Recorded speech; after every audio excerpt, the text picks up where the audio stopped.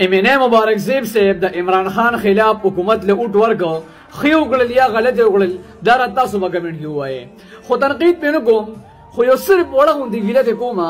چې دا هغه مبارک زیب دی چې د رور په مرګ باندې اوټ اغشتی و د رور یو داسې انسان و چې تر نن ورځې پورې زموږ په زړونو کې پروت دی زموږ د زړونو نه نوځي یو داسې مرد قلندر انسان و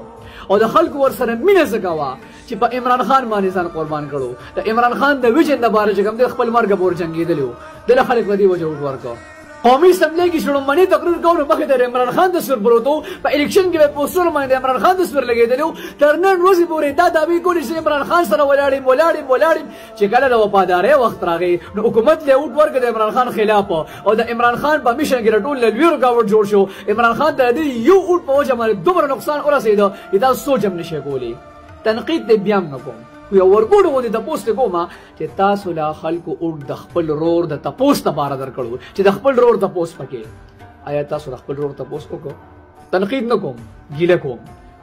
چې د مرد قلندر د شهسوار په شان د رور د چې کوم دی دنیا نه چا بوتلې دی د هغوی نه تپوس کړی دی په کومه دنیا کې اوسئ تنقید د باندې بیا هم نه کوم ډېر خلک چې کوم دی ستا ملګري دي خفه کېږي د باندې د هغوی زړونه نه څارومه خو یار لکه مطلب تر نن ورسره پورې عمران خان د وفادارۍ دعوې کولې او نن دې چې کوم دی ورې کړه خپله